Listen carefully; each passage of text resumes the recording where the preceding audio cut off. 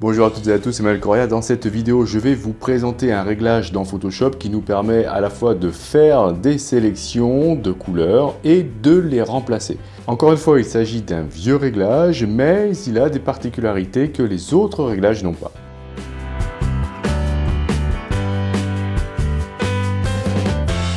Bien, alors je vais partir avec cette image, je vous mets bien sûr le lien dans la description.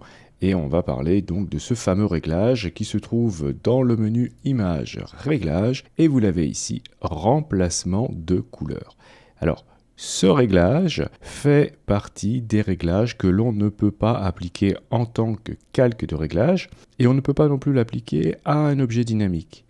Donc, si on souhaite travailler d'une manière non destructive, ou en tout cas si on souhaite être un petit peu prudent, il vaudra mieux dupliquer le calque sur lequel on souhaite l'appliquer.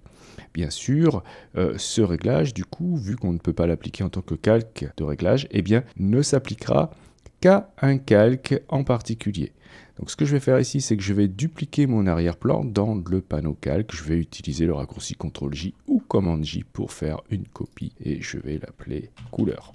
Très bien, alors maintenant, je vais vous montrer le réglage. Je vais aller dans le menu Images, Réglages donc, et cliquer sur Remplacement de couleur. Voilà, alors ce réglage, comme vous pouvez le constater avec cette boîte de dialogue, est un mix entre l'outil de sélection par plage de couleurs, puisqu'ici on va pouvoir sélectionner des couleurs à l'aide des trois pipettes que vous avez ici. Donc vous cliquez sur la couleur que vous souhaitez changer, ok. Vous pouvez aussi utiliser la pipette plus en utilisant majuscule ou en cliquant dessus, et la pipette moins en appuyant sur Alt ou Option ou en cliquant dessus pour ajouter donc ou supprimer des couleurs. Et vous allez voir apparaître dans cette petite fenêtre de prévisualisation toutes les couleurs que vous allez pouvoir changer. Elles apparaissent en blanc. Vous allez pouvoir modifier l'étendue de la sélection grâce au curseur tolérance qui va de 200 à 0. Vous voyez que quand vous faites ça, eh bien, vous allez chercher des couleurs qui sont plus ou moins proches de celles que vous avez échantillonnées avec la pipette. Et vous avez ici la possibilité, on le verra tout à l'heure plus en détail, d'isoler des groupes de couleurs.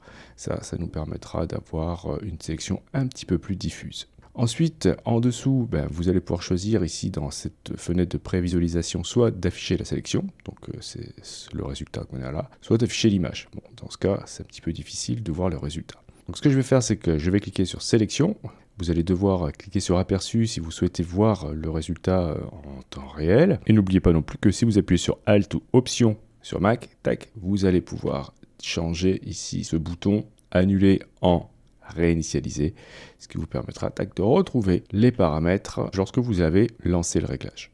Bien alors, en dessous, vous avez des curseurs de teinte, saturation et luminosité. Donc tout à l'heure, je disais que c'était un mix entre l'outil de sélection par plage de couleurs et du réglage teinte, saturation, luminosité.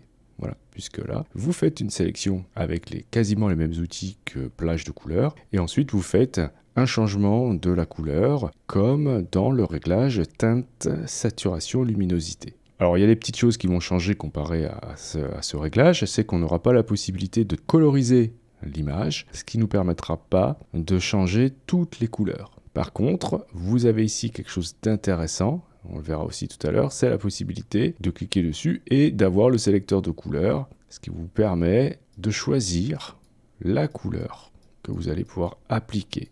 Et vous avez aussi du coup la possibilité de rentrer un code hexadécimal très précis si vous devez changer une couleur avec une référence. Vous avez aussi la pipette qui vous permettra d'échantillonner une couleur et de la reporter donc dans votre sélection. Donc là, ce qu'on va faire, c'est qu'on va essayer de changer la couleur du t-shirt de la jeune fille. Et vous allez voir que dans cette image, c'est pas évident, car on a beaucoup de jaune dans l'image. Ce qui nous ramène à dire que, de toute façon, dans Photoshop, lorsqu'on doit faire des retouches, eh bien, une bonne sélection à la base est nécessaire. Là, ici, si j'avais voulu faire quelque chose de très précis, j'aurais d'abord fait une sélection du t-shirt avant d'aller chercher éventuellement ce réglage. Donc voyons voir si on peut le faire quand même avec les pipettes ici. Je vais zoomer un peu et je vais cliquer sur le jaune là. Je vais réduire la tolérance. Ok, et pour voir le résultat, même si je ne sais pas encore par quelle couleur je vais le remplacer, je vais déplacer ici le curseur des teintes. Voilà. Je vais ensuite cliquer sur la pipette plus ici pour ajouter d'autres couleurs à côté. Donc là, ici, ici, etc. Tac. Ensuite, je peux augmenter la tolérance, voilà, pour aller chercher un petit peu plus loin. Alors là, vous allez me dire, ok, ben là, ça va beaucoup trop loin, vous avez tout à fait raison, même si parfois ici, vous voyez, c'est pas encore super, donc je vais cliquer sur le plus ici, tac, pour ajouter ça, ajouter peut-être ici, ok.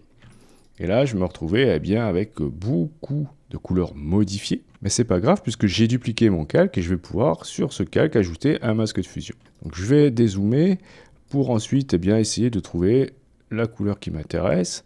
Donc on est parti avec du jaune, ben, je vais essayer pourquoi pas de changer avec du vert et je peux modifier la saturation.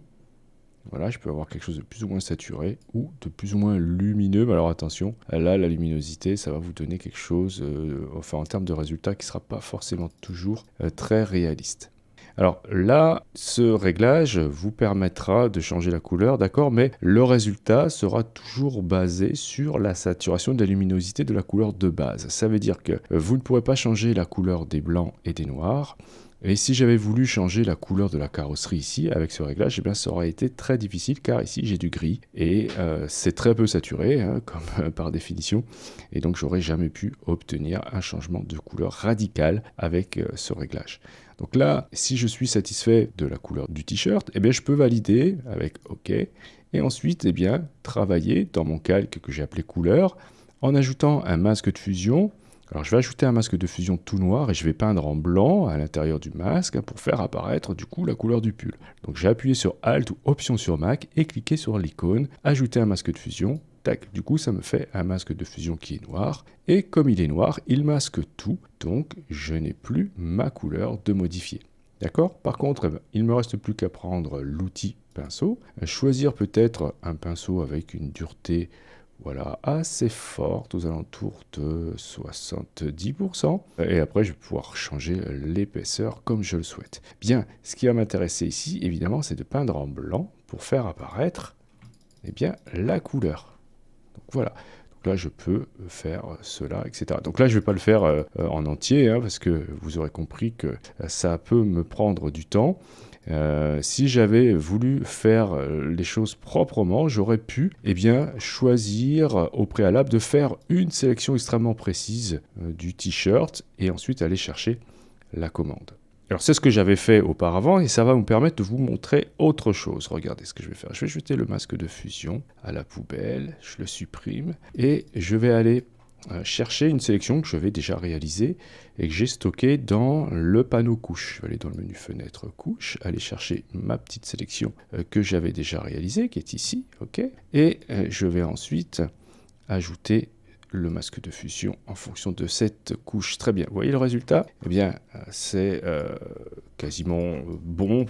J'ai encore ici des petits soucis car je l'avais fait un petit peu à l'arrache. Voilà, il faut que je corrige ici en peignant en blanc, etc. Donc voilà, si vous avez fait une sélection au préalable, ça sera beaucoup plus simple de le faire. Ok? Alors, concrètement, vous pourrez aussi faire ça, c'est-à-dire que vous avez votre sélection, d'accord? Je vais jeter carrément le calque et en refaire un autre. Ici, voilà, donc je vais rechercher ma sélection parce que si je duplique un calque qui contient une sélection, eh bien je vais me retrouver avec le contenu de cette sélection dupliqué. Je vais aller chercher dans Image Réglage, eh bien le réglage. Ok, et là vous voyez, déjà noté une chose, comme j'avais ma couleur de premier plan qui était vert, eh bien automatiquement le réglage a gardé le vert comme sélection.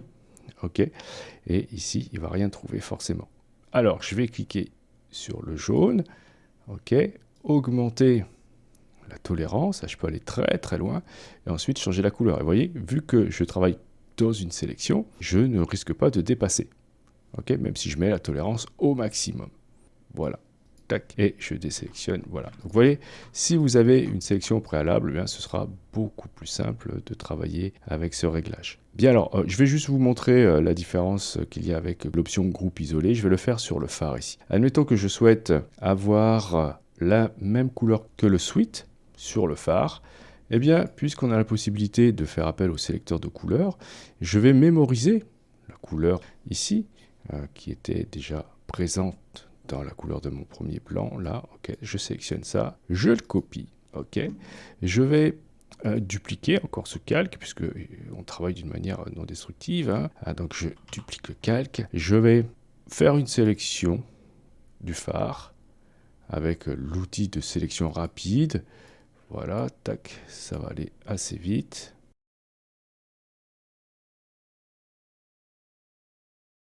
Et je vais aller chercher le réglage, donc image réglage, hop, remplacement de couleur. Ok, donc là, vous voyez, je suis carrément au niveau de la prévisualisation sur le phare. Donc là, on a dit qu'on allait remplacer alors la couleur rouge, hein, donc vous prenez la pipette, tac, vous cliquez dessus, voilà, et on va la remplacer par la même couleur que le t-shirt. Donc je vais cliquer sur le carré ici, je vais remplacer le code hexadécimal en faisant un CTRL-V, puisque je l'avais mis en mémoire, par le code que j'avais enregistré, et voilà, je me retrouve avec un vert qui est le même que celui-ci.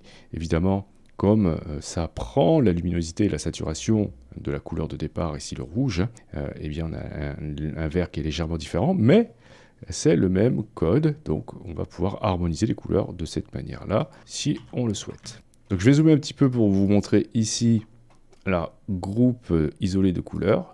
Tac. En fait, lorsque c'est coché, ça va activer les groupes isolés de couleurs pour effectuer des sélections contiguës, donc des sélections qui se touchent. Notez ici, lorsque c'est décoché, vous voyez ici j'ai du vert là, et lorsque je le coche, tac, vous voyez, ça limite aux couleurs qui se touchent.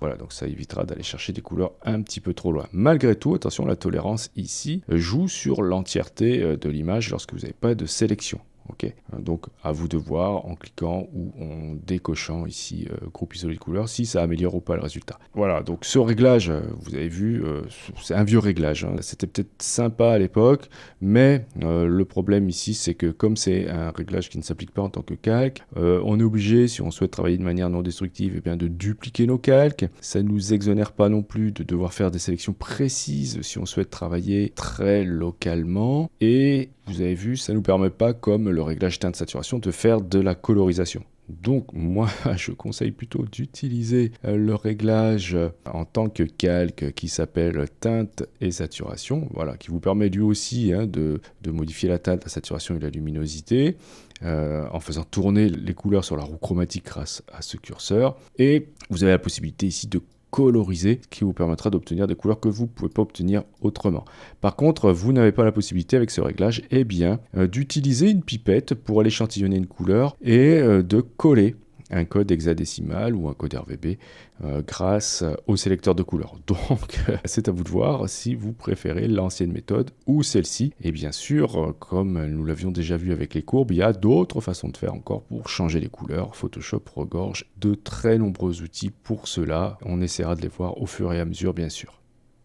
Je vous remercie d'avoir suivi cette vidéo. Si vous avez des questions, n'hésitez pas à le faire dans les commentaires. Si vous souhaitez soutenir cette chaîne, vous pouvez cliquer sur j'aime, c'est hyper important pour le référencement de la chaîne. Si vous souhaitez aller plus loin, vous pouvez cliquer sur le lien Utip présent dans la description de cette vidéo. Je remercie encore une fois chaleureusement toutes celles et ceux qui l'ont déjà fait.